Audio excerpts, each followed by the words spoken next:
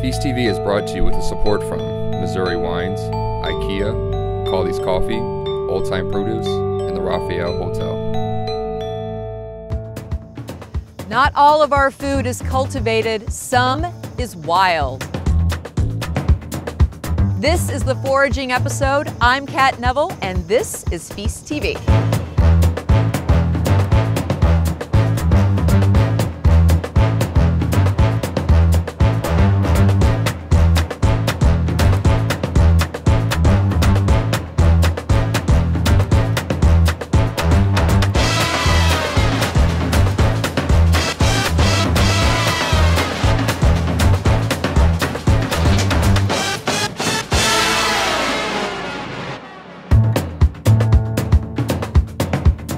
Most of the produce that we encounter is grown on farms and then shipped to farmers markets or grocery stores, but there are some ingredients that are wild and foraged, and that's what we're going to be exploring in this episode of Feast TV. So our first step is in the woods. We're going to go and pick morels with the Missouri Mycological Society. The weatherman says over an inch of rain. You can't find morels unless you endure the pain.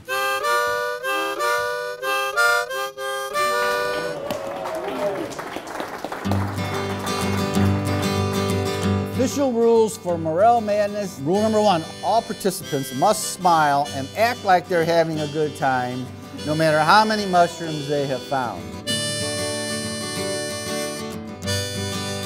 My name is Willie May, and we are doing our 25th annual Morel Madness for the Missouri Mycological Society.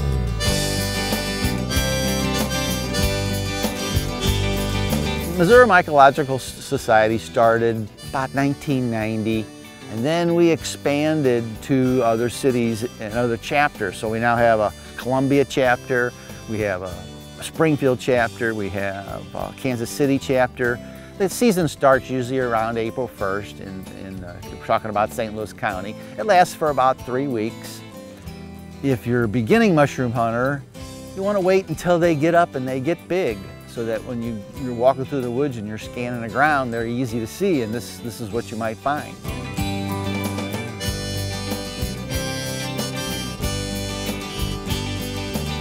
They're elusive. Sometimes they're there, sometimes they're not. Flowers, birds, trees are gorgeous, and I love to identify them and I love to find them, but there's something about mushrooms. It's the hunt. The hunt is what is so much fun. A lot of people hunt and they just go and they look at the ground. That's looking for morels, but if you want to hunt for morels, you really have to look at the trees. So we're here in Quiver River State Park, and all the groups have broken up into different levels of difficulty: easy, medium, and hard. We're part of the easy group because we have all the camera equipment, and now we're actually entering the forest and starting to hunt for those mushrooms. Let's go.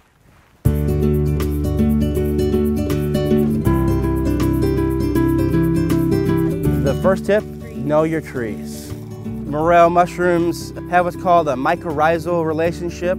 They're dependent upon the root systems of certain species of trees in order to put up a fruit body and reproduce. One of those trees would be an ash tree. You can just tell by the pattern of the bark primarily.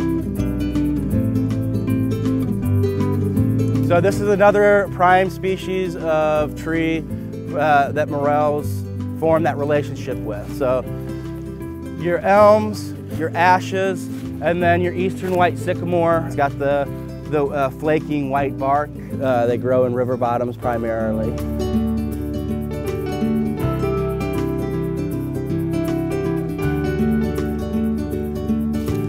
Oh wow, lion's mane. Oh yeah, they're my favorite mushroom. They're usually a fall mushroom. I trim them down and saute them in butter, and they flake apart. They taste exactly like crab meat. This is a very, very young chicken of the woods to reproduce. Its spores come from pores. You can hardly see them here because it's so young. This, on the other hand, the spores come out of these little tooth-like structures. which is different from like a normal mushroom that has gills. So there's some different examples of how mushrooms do their thing.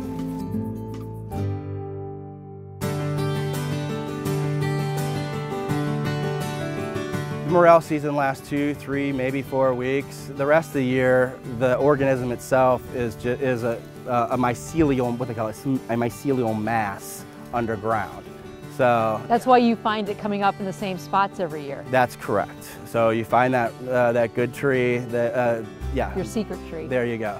Your magic tree is the actual term in circles. So, Love it. But maybe we'll find a magic tree today. There we go.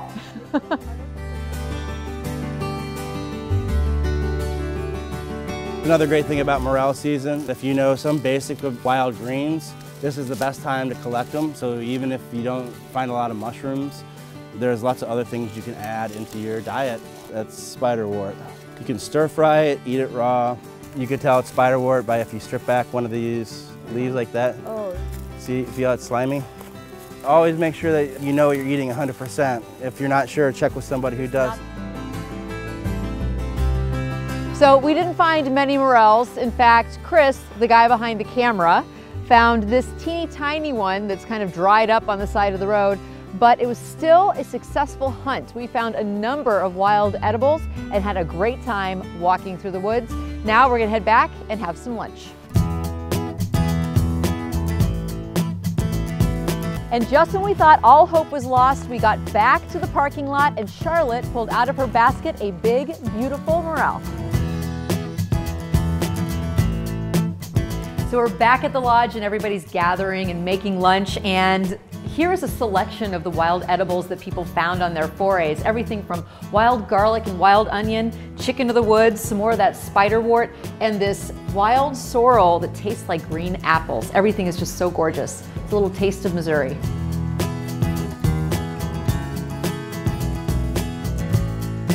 Anybody can come out with us. You don't have to be a member. You'll end up being a member because it's so much fun. And we love to help people, we love to teach people. And just come on out with us and learn about the world of mushrooms. Next up, we're foraging for black walnuts. These wild and native trees grow across the region.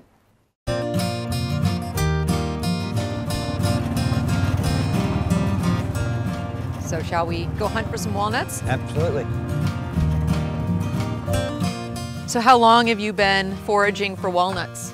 I don't know, 6, 7 years old, probably. Oh, for your whole life? Yes. If you look at these walnuts, they're fairly fresh. Mm-hmm. See how easy they roll up like that? Just roll that over. On that one, you want to try straight up and down as much as you can. Okay, like this? Yeah. Oh, wow.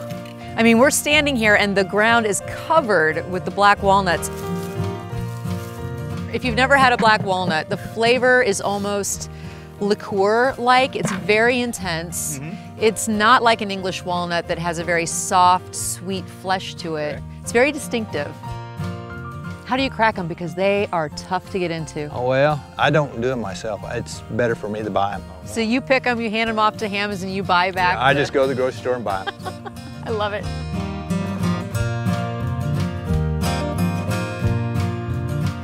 So how many trees do you think you have on your property? Oh, there's probably 35 to 40.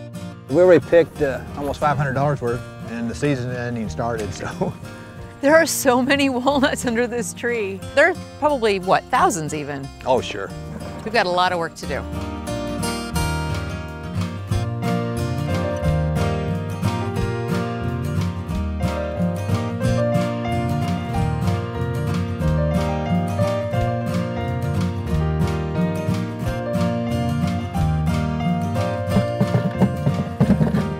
So now we're gonna have to follow these black walnuts just over the ridge to Stockton, Missouri, to Hammonds Walnuts. I might have to follow you. I might have a full load. Sounds good. Let's go.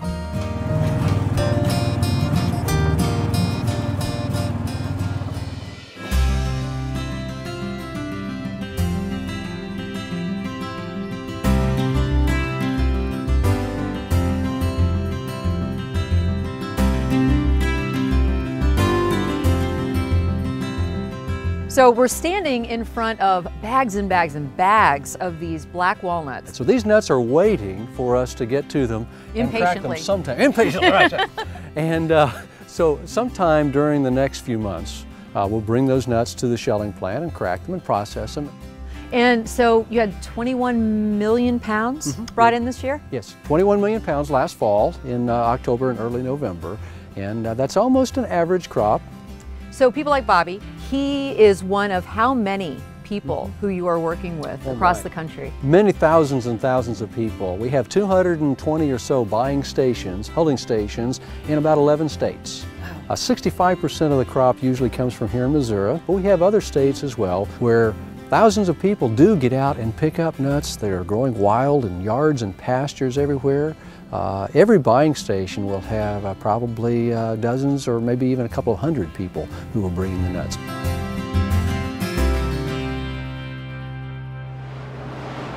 The company was founded in 1946? 1946, right. My grandfather, Ralph Hamlins, had a grocery store in downtown Stockton, and he had an opportunity to buy black walnuts for a company in Virginia. And he looked around and said, hey, there's a lot of natural wild black walnuts here, maybe there's an opportunity. So he bought a cracking machine in Tennessee, brought it here, set up a cracking operation, bought 100,000 pounds that first year in 1946. So now we process about 100,000 pounds of nuts every day. Wow, that's incredible. It takes us a lot of time, a lot of trouble to crack that hard, thick shell and get all these nuts. I mean, some people run them over with their cars. Oh, they do, yeah. They're really glad that we take care of all of that work for them. And you're happy to do it. And we're happy to do it.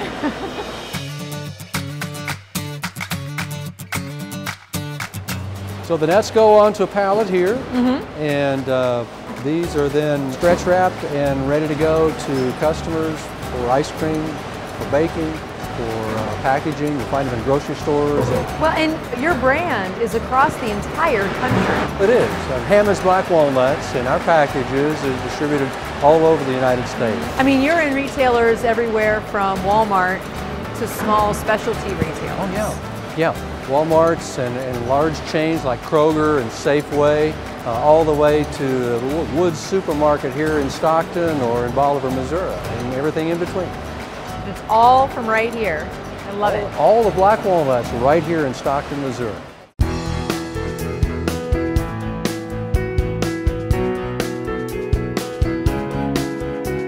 This is amazing. It's a huge, contraption that has been designed to just crack nuts and then sort them by size. That's all this is really doing. Yeah, yeah. So when did this evolve? Who introduced this in your family? Well, this is something that my grandfather and people who worked with him developed really from the 40s and the 50s throughout that process. And year by year, we continue to upgrade some of our machines as technology allows us to do that too. So where are we now? This is the inspection room. This is where we give the nuts a final look by people who are trained to pick out good nuts from bad nuts and to pick out any shells that might be remaining. The machines do a great job and they get almost all the shells out. But there might be one shell in every 400 or 500 pounds. Okay. That's still pretty good, but we don't want anybody biting into any shells. Yeah. So we run the nut meats across the vibratory inspection table where people who have been trained to do this, and they've been doing this for years, they are looking for any little pieces of shell or dark colored nut meats or anything that wouldn't be good to eat. They're picking those out. Speaking of commitment to quality, you have won a couple of extremely prestigious awards. A Good Food Award. We have got a Good Food Award and we got a Sophie Award for our black walnut oil. That's amazing.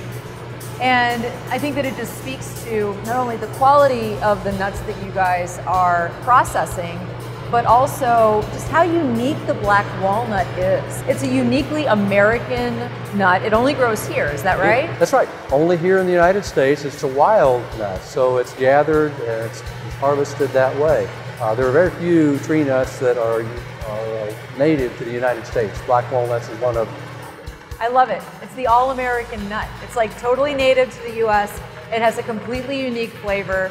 And your family has created this opportunity. We're thankful to be able to keep doing it after 71 years now, since my grandfather started doing this in 1946. And I tell our people all the time, we're blessed with the opportunity to do something that nobody else in the world gets to do. Yeah.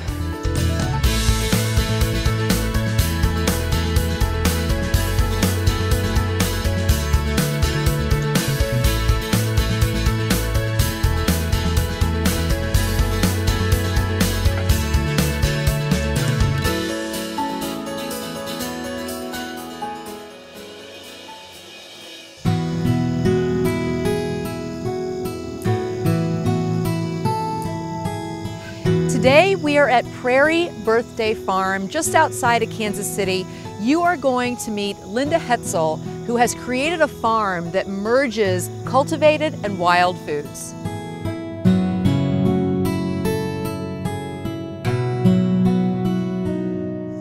I love living in a pretty place, and food is part of that. So it's the diversity for food, for nutrition, really for beauty. I also feel a responsibility as a resident of the planet. Pollinators are in trouble, birds are in trouble, everybody's in trouble because of our activities. So I feel responsible in repairing some of that, or giving back rather than just extracting. So what are we surrounded by?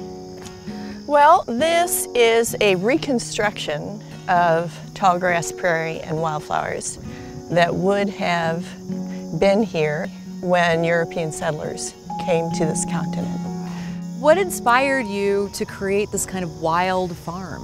Really, I found a great term for it, aesthetic wealth. I just love being able to look out at this and enjoy it and know that it's contributing what we call ecosystem services to the community. That's pawpaw there. That's the persimmon. It's loaded with seeds. I describe it as a sweet, creamy sweet potato. The flavor of this, I think a sweet potato is a really good descriptor because it's a mild sweetness and it almost has a dry texture to it. It's Yes. a little bit grainy. Uh-huh. It's creamy. Uh-huh. It's really good. The persimmon was already here in the backyard, so those trees are over 30 years old. So what else do you have that is wild? Elderberry, mulberry, choke cherry, wild hazelnut. I'm trying to introduce the nuts also for protein sources. And I mix in the heirloom trees, so I have fig and apricot and peach and pear and that sort of thing. So it's not just purely a wild stand. Because I do most of the work myself, I want things coming in over a long season. I don't want 1,500 pounds of anything at the same time. There's more of a rhythm here from February through November.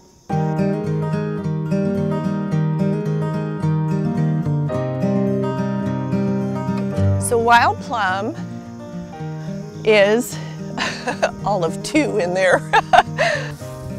So this is the first year I haven't picked them all off the ground individually because they drop all night long. This was empty last night. The skin is more tart than a typical plum and almost a Right. little bit bitter. Yeah. But the flesh is just so sweet. Excellent. It's really, really good. It's delicious. You're gathering things that are very unusual, and you're supplying directly to chefs and bartenders. How does that work? My need for growing diverse things matches their need for creative diversity. They want to change dishes, they change their menus seasonally, so it's a good match. What I love is that it's almost melding the past and what our forefathers, our ancestors cooked with and knew as their seasonal diet with the way that we eat now, which is in these creative restaurants where chefs are coming up with all this really fun, crazy stuff, and it's pulling those two food worlds together. Right, and many of the chefs really get that. I'm here at Room 39 in Kansas City to chat with Hannah about how she uses Linda's wild plums in her cocktails. Let's head inside. So what does it mean to have her bring these kind of very unusual things? Because she's not bringing you, tomatoes and peppers and onions. I mean, she's bringing you things like persimmons and wild plums. So how do you take those items and decide what to do with them? I think that is probably one of the most exciting parts of working with her, because the kitchen staff have a really, really fun time. They get challenged by using her ingredients. Linda told me that you guys use a lot of her wild plums specifically in cocktails. That is correct. Our herbed plum cocktail, it contains broker's gin, pear brandy, the plum syrup which the sous chefs cook down in the back of house, freshly squeezed lime juice, and we garnish it with one of her basil flowers. Cocktails fresh from the farm. Thank you, Hannah. I appreciate it.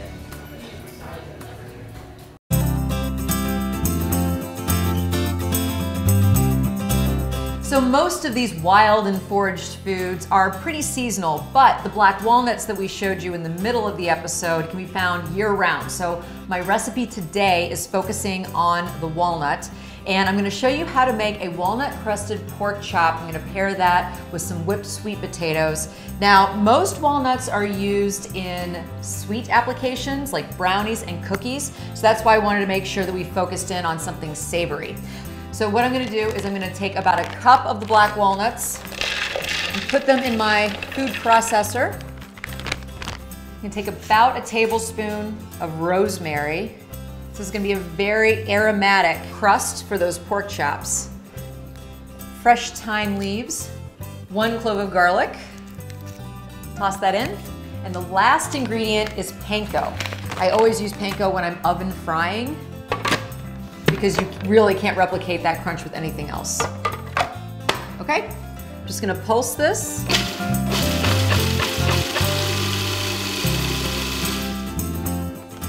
Let's check that out. Add a little bit of salt and some pepper.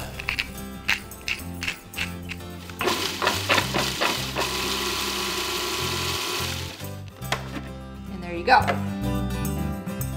So to my black walnut crumb mixture, I'm going to zest 1 orange. My last ingredient is a bit of cayenne, just to give a little bit of heat. I'm just going to stir this up, and then we're going to coat the pork chops. Next step is just to add a little bit of flour to a plate. Just a couple of eggs. We're going to very simply coat these pork chops. And the purpose of having the flour and the egg is so that this wonderful breading can adhere. You want your pork chops to be bone in. You're going to end up having much more tender pork chops if you have that bone. They won't overcook. So just lightly flour on all sides. Dip them in the egg mixture, and then transfer it over to the breading. You want to press that in so you get a really nice coating. You want to make sure that the breading, when you fry it, doesn't fall off, which is why all that glue of the flour and the egg is part of this recipe.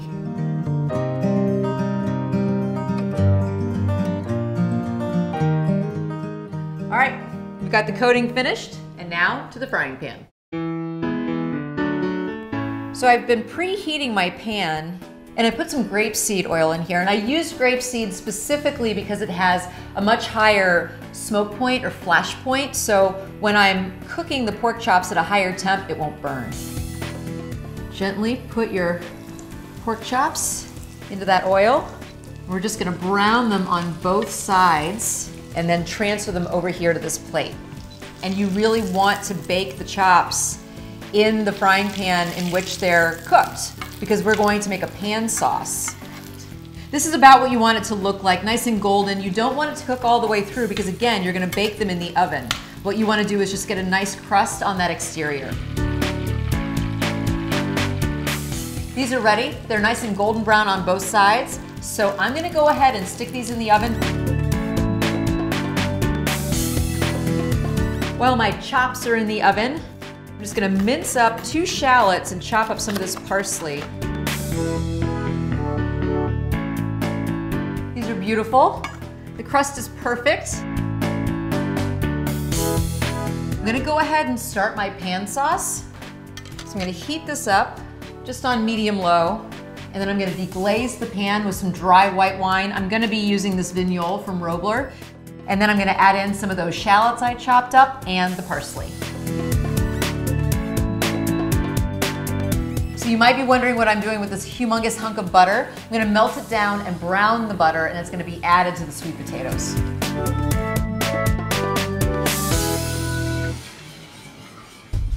So this morning, before everybody came to set up the kitchen for the show, I went ahead and roasted these sweet potatoes. All I did was wrap them in some tin foil and pop them in the oven at 350.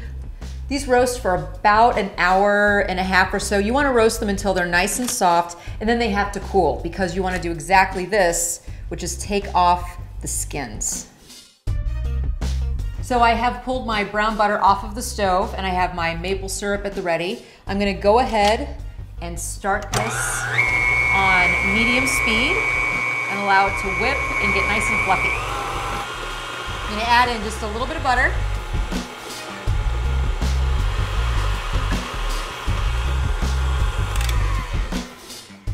Now I'm gonna put in that maple syrup, just a little bit. And this happens to be from Indiana. If you're curious to meet the maker of this maple syrup, you should watch last season. About 1/4 cup, you don't want too much, or it'll just overwhelm the flavor of the potatoes. I'm gonna whip this up, and then we're gonna be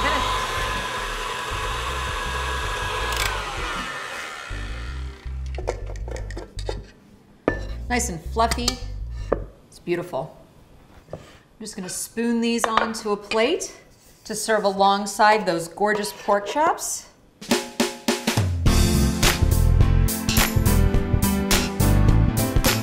So there you have it, a perfect fall meal that honestly would be good any time of the year. The sweet potatoes and the black walnuts marry perfectly together because of that sweet depth of flavor. And I am pairing this dish with a dry rosé from Adam Pukta.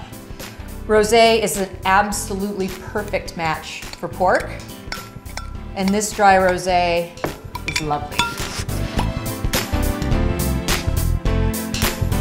So cheers to things that are wild and foraged. I'll see you next time.